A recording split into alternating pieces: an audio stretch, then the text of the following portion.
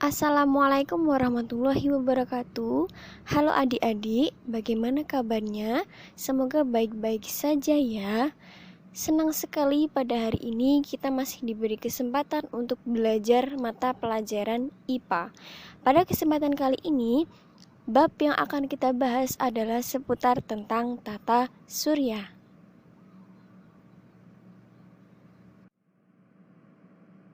Sebelum kita bahas lebih lanjut mengenai bab tata surya, ada beberapa hal yang ingin Ibu tanyakan kepada adik-adik semua. Yang pertama, mengenai proses pergantian siang dan malam. Apakah ada yang tahu bagaimana prosesnya? Yang kedua, apakah ada yang mengetahui bagaimana sih proses terjadinya pergantian musim? Seperti yang kita ketahui bahwa di Indonesia sendiri memiliki dua musim, musim kemarau dan juga musim penghujan. Sedangkan ada juga di negara lain yang mengalami 4 musim, musim panas, musim dingin, musim semi, dan juga musim gugur. Apakah ada yang mengkritisi? Atau apakah ada yang ingin tahu bagaimana proses terjadinya hal tersebut? Bagaimana proses terjadinya pergantian musim dan juga pergantian siang dan malam? Atau ada yang berpikir bahwa itu hanya takdir Tuhan? Nah, proses pergantian siang dan malam dan juga pergantian musim adalah akibat dari adanya rotasi dan juga revolusi bumi. Nah, untuk menjawab beberapa pertanyaan di awal tadi, kita terlebih dahulu harus memahami tentang apa sih rotasi dan juga revolusi bumi itu.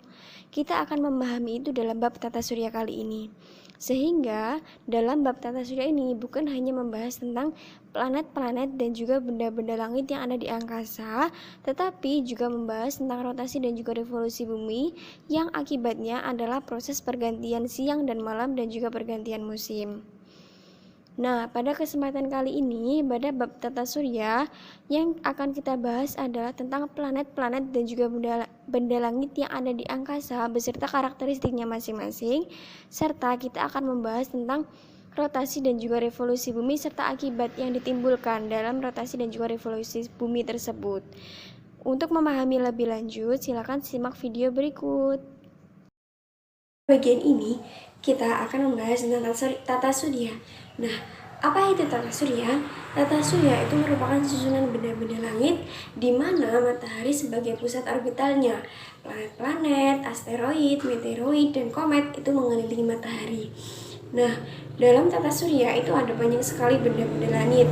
Ada matahari, ada planet-planet, ada planet Merkurius, Venus, Bumi, Mars, Jupiter, Saturnus, Uranus, dan juga Neptunus.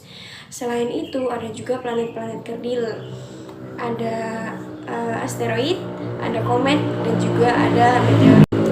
Nah, kita bahas satu-satu. Yang pertama, matahari. Matahari merupakan pusat orbital dari tata surya. Matahari sendiri memiliki ukuran bola yang seperti ukuran bola yang sangat besar dan juga panas ketika menyinari bumi dari pagi sampai sore. Tapi dengan adanya panasnya matahari tersebut itu merupakan sumber kehidupan yang sangat dibutuhkan bagi makhluk yang ada di bumi. Kemudian kita lanjut ke planet. Planet sendiri dibagi menjadi dua, ada planet dalam, ada planet luar. Nah, planet dalam, kita bahas planet dalam dulu. Planet dalam itu memiliki ciri-ciri. Yang pertama, letaknya paling dekat dengan bumi, dengan matahari. Kemudian memiliki ukuran-ukuran yang sangat kecil dan memiliki sedikit satelit. Kemudian ini dari planet dalam ini mereka juga tidak bisa memancarkan cahaya sendiri. Yang termasuk planet dalam itu yang pertama ada Merkurius yang sangat dekat dengan matahari, kemudian Venus, Bumi, dan juga ada Mars.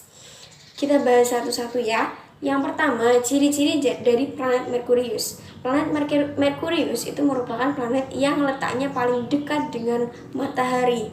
Planet ini memiliki suhu yang sangat ekstrim, yakni ketika panas kisaran 450 derajat Celcius dan ketika dingin itu minus 180 derajat Celcius.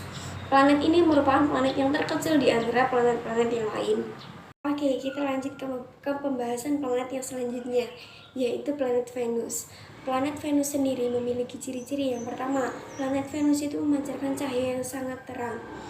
Yang kedua, planet Venus ini letaknya terdekat kedua dengan matahari. Kemudian yang ketiga, planet Venus ini dikelilingi oleh gumpalan tebal yang berupa CO2.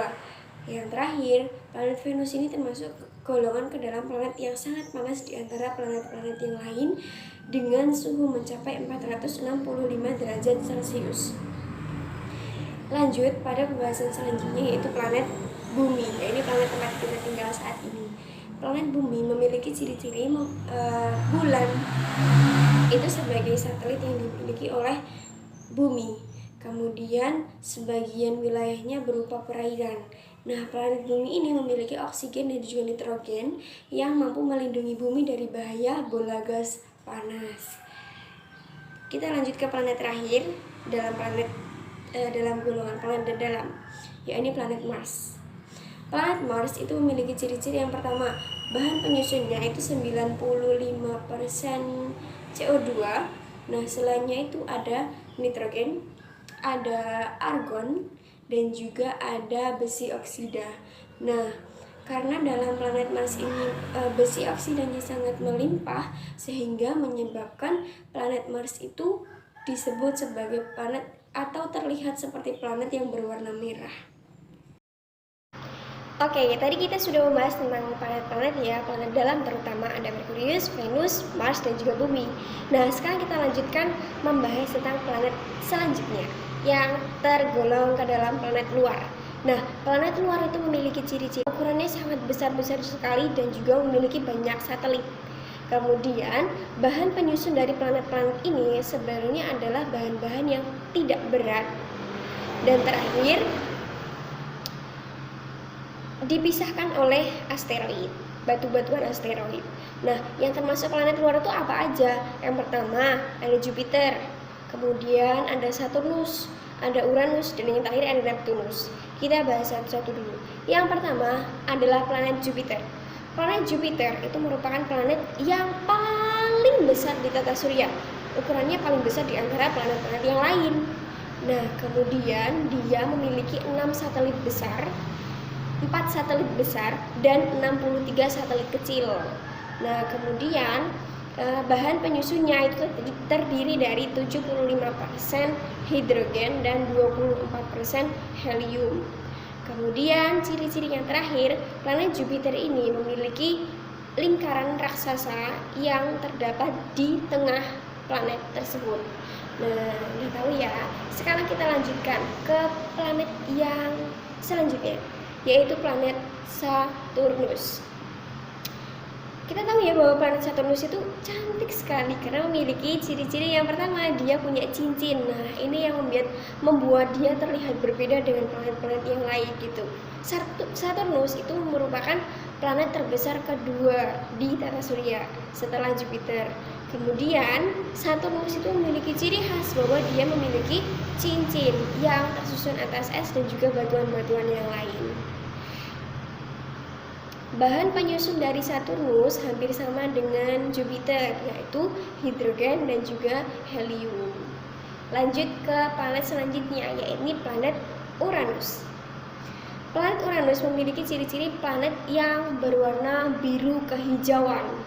Nah, yang kedua, planet ini itu berisi dengan gas yang terdapat awan tebal menyelimuti bagian atmosfernya. Kemudian terakhir, planet yang letaknya paling jauh dari matahari. Planet apa?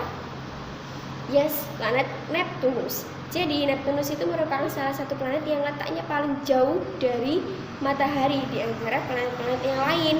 Kemudian planet ini juga memiliki angin badai, sehingga angin badai yang sangat besar sehingga disebut sebagai planet yang paling berangin. Nah, selain planet-planet tadi, ada juga loh benda-benda langit yang ada di angkasa. Yang pertama, kita ada yang namanya planet kerdil. Apa sih planet kerdil? Masa ada planet kerdil? Ada dong. Planet kerdil itu merupakan bola-bola kecil yang ada di langit di mana dia tidak memiliki orbit yang jelas. Contohnya apa? Pluto. Nah, dulu pada awal tahun 1930, Pluto itu termasuk ke dalam planet. Tetapi pada 2006 itu Pluto sudah tidak dianggap lagi sebagai planet. Kenapa? Karena yang pertama, Pluto itu tidak memiliki orbit yang jelas. Yang kedua, Pluto itu tidak menunjukkan salah satu syarat pun atau ciri-ciri yang menunjukkan bahwa dia itu sebagai planet. Dan yang ketiga, Pluto itu tidak memiliki atau tidak ada benda-benda langit yang ada di sekitarnya. Contoh yang lain selain Pluto yaitu ada Ceres, tuh yang termasuk ke dalam planet kerdil. Yang kedua ada asteroid. Nah, asteroid itu merupakan bongkahan batu-batuan berupa bisa seperti bahan penyusun planet ataupun batuan-batuan lain yang selalu berputar di ruangan antara planet dalam dan juga planet luar. Jadi, yang memisahkan antara planet dalam dan juga planet luar itu adalah asteroid. Nah, kita tadi sudah membahas tentang asteroid. Sekarang selanjutnya kita bahas tentang komet. Komet merupakan sebuah benda kecil yang terbentuk dari gas dan juga debu yang membeku. Nah, akibat adanya gaya dorong dari bola gas panas membuat kepala komet itu terlempar keluar sehingga terlihat seperti ekor komet. Yang terakhir kita bahas tentang meteorit. Meteorit itu adalah potongan dari asteroid, komet, ataupun benda-benda langit lainnya yang berterbangan tanpa tentu arah dan bisa jatuh akibat dari adanya gravitasi bumi. Selesai pembahasan tentang benda-benda langit, planet, dan juga benda-benda langit yang lainnya beserta ciri khasnya masing-masing. Next kita bahas tentang rotasi dan juga revolusi bumi. Nah, sebelumnya menurut kalian selama ini yang berputar itu matahari atau bumi? Atau ada yang berpikir bahwa jelaslah matahari, kan matahari terbit dari timur, tenggelam ke barat, berarti kan bergerak. Sedangkan bumi, kita di bumi diam, berarti bumi tidak bergerak. Oke, kita bahas ya. Jadi untuk pembahasan kali ini ada rotasi sama revolusi bumi. Kita bahas yang rotasi bumi dulu. Rotasi bumi itu merupakan perputaran bumi pada porosnya dan waktu yang diperlukan atau biasa disebut dengan kala rotasi bumi sekitaran 23 jam 56 menit atau kalau kita bulatkan adalah 24 jam. Nah, jadi dari pengertian tadi sudah agak sedikit jelas ya bahwa sebenarnya yang berputar itu adalah bumi, bukan matahari. Jadi matahari tetap diam, tapi bumi yang berputar mengelilingi matahari gitu. Kalau bumi berputar pada porosnya itu namanya rotasi. Kalau bumi berputar pada porosnya mengelilingi matahari itu namanya revolusi. Akan dibahas setelah ini. Nah, akibat dari adanya rotasi bumi tadi mengakibatkan yang pertama pergantian siang dan malam. Karena bumi itu terus berputar sehingga ketika ada belahan bumi lain yang terkena sinar matahari, dia mengalami yang namanya siang. Sedangkan sebaliknya, jika ada belahan bumi lain yang tidak terkena sinar matahari, dia akan mengalami yang namanya malam. Jadi akibat dari rotasi tadi dapat menyebabkan pergantian siang dan malam. Selanjutnya, akibat yang kedua itu perbedaan waktu yang ada di belahan dunia. Di Indonesia sendiri, perbedaan waktu itu dibagi menjadi 3. Ada WIB, WITA, dan juga WIB. Dari WIB atau waktu Indonesia Barat ke WITA, waktu Indonesia Timur itu terpaut 1 jam. Dari waktu Indonesia Timur, WIB ke waktu Indonesia Tengah atau WITA itu terpaut 1 jam. Dan dari WIB ke WIT itu terpaut 2 jam. Selanjutnya, akibat yang ditimbulkan ketiga yakni pergerakan semu harian benda-benda langit. Dan akibat yang terakhir adalah gravitasi bumi yang berbeda-beda. Selanjutnya kita akan bahas tentang revolusi bumi. Nah, seperti yang terlihat di samping, revolusi bumi merupakan perputaran bumi pada porosnya mengelilingi matahari. Waktu yang diperlukan bumi untuk berevolusi adalah 1 tahun.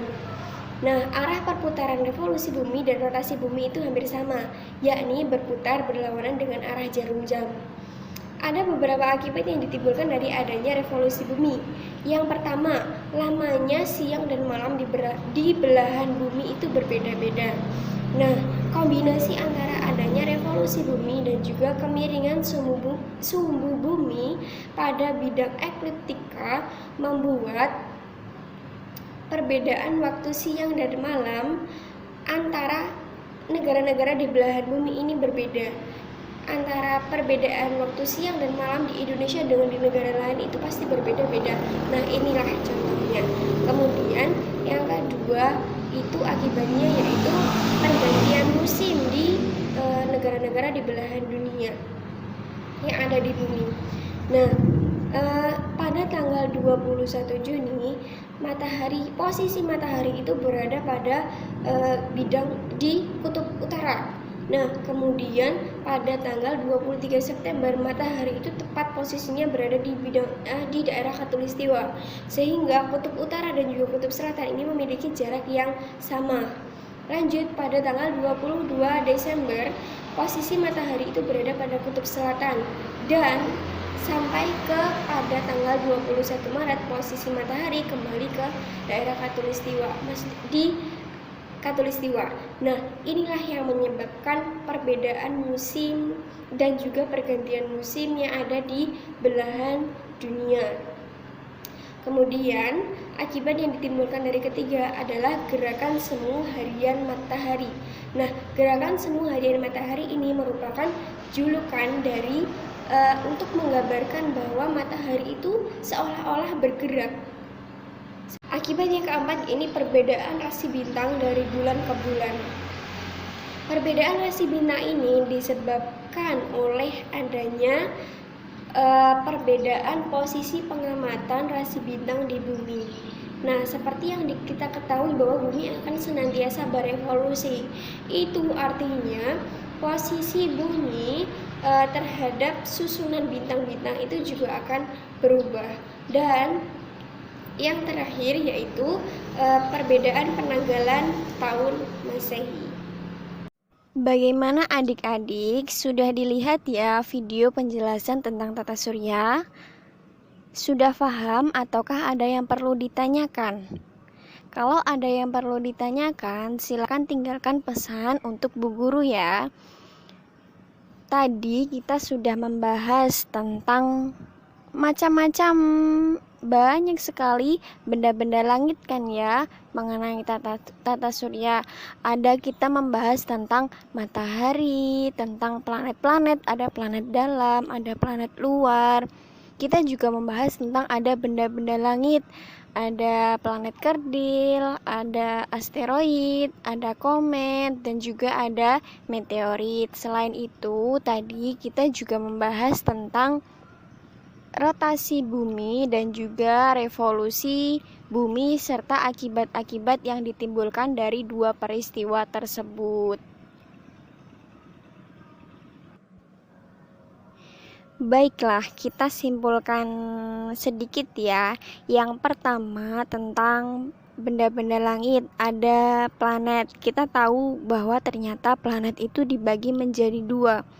Ada planet dalam dan juga ada planet luar. Planet dalam ada terdiri dari planet Merkurius, Venus, Bumi, dan juga planet Mars. Kalau yang tergolong ke dalam planet luar ada planet Jupiter, Saturnus, Uranus, dan juga Neptunus.